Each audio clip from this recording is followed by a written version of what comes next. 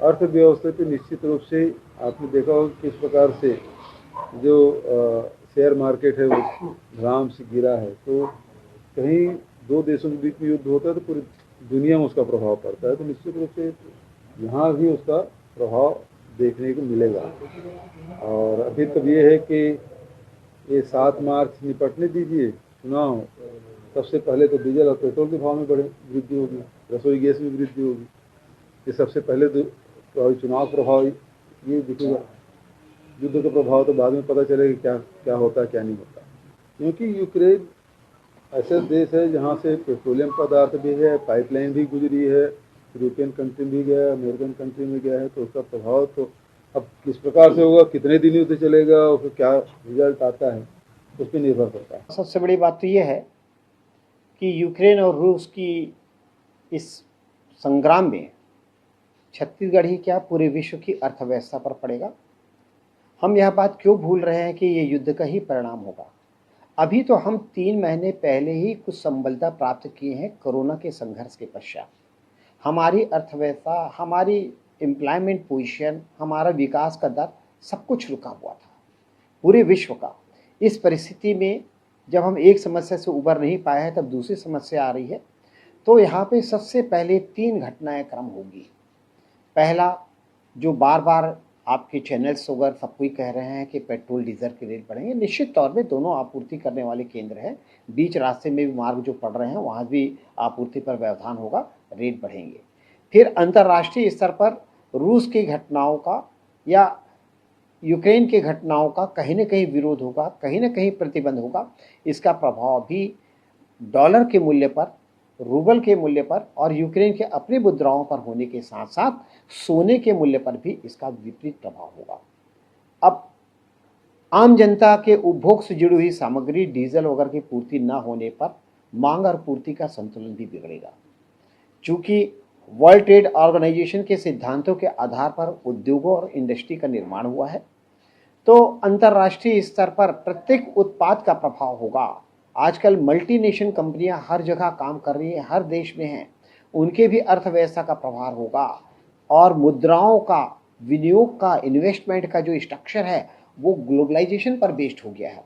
अब ये ग्लोबलाइजेशन हो जाने के कारण शेयर बाजार सबसे ज़्यादा टूटेगा। अब जो बीच बीच में हमने कई सारी करेंसियाँ देखी थी, क्रिप्टो करेंसियाँ, उन सब की भी स्थिति बड़ी खराब होगी, क्योंकि ये सब चीज़ों का प्रचलन तभी है जब व्यापार स्वतंत्र रूप से और निर्बाधित रूप से चलता रहे। इससे, इस युद्ध से व्यापार प्रभावित होगा, परिवहन व्यवस्था प्रभावित होंगे, सोने चांदी आदि के मांग बढ़ेंगे, आदमी के अनिवार्य आवश्यकताओं से हटकर सामग्रियां जो है सुरक्षा के साधनों पर, चिकित्सा के साधनों पर अधिक होने लगेगा। तो उस देश के साथ साथ इसका प्रभाव पूरे विश्व पर पड़ेगा और सबसे ज़्यादा घातक परिणाम होगा वो इसके बाद वो है पर्यावरण पर। पर्यावरण, जितने विस्फोट हो रहे हैं, जो घटनाएं क्रम हो रही हैं, इसका भी विपरीत प्रभाव पर्यावरण पर देखने को मिलेगा।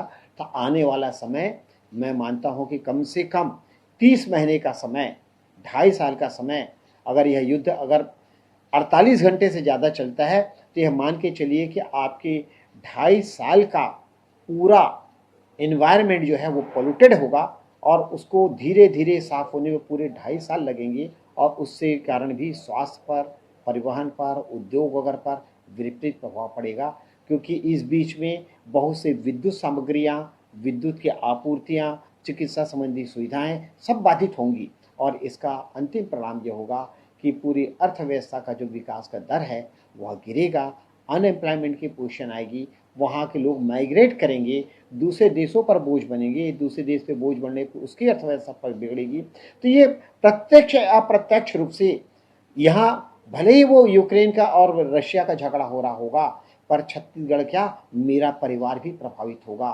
निश्चित तौर पे ये होगा, क्योंकि इन सब चीज़ों का प्रभाव कृषि के लिए पेट्रोल, डीजल, परिवहन, इन चीज़ों का प्रभाव पड़ेगा। तो थोड़ा सा अर्थव्यवस्था पर, तो आम नागरिक पे जब हो रहा है तो राज्य सरकार और पूरे देश पे तो प्रभाव होगा ही होगा। ये जो डीजल और पेट्रोल की आपूर्ति के कारण जो हम सिंचाई के साधन, देखिए अभी का सीजन जो है उसमें हम लेते हैं ग्रीष्मकालीन धान की खेती, दोहरा फसल लेते हैं धान का। ये इस बार लेने में हमको तकलीफ हो सकती है, क्योंकि डीजल और पेट्रोल लोग बाग जनरली पंप से खींच के डालते हैं डीजल और पेट्रोल का, वो नहीं मिलेगा तो थोड़ी सी परेशानी होगी। मिसाई वगैरह के लिए हम जो साधनों का प्रयोग करते हैं, ट्रैक्टर और हार्वेस्टर वगैरह का, तो ये अपने को डीजल के अभाव में इन चीज़ों का प्रॉब्लम होगा, या डीजल के मूल्य बढ़ जाने पर इसकी लागत में वृद्धि होने के कारण थोड़ा सा कृषि के लागत में वृद्धि होने की संभावना दिख रही है।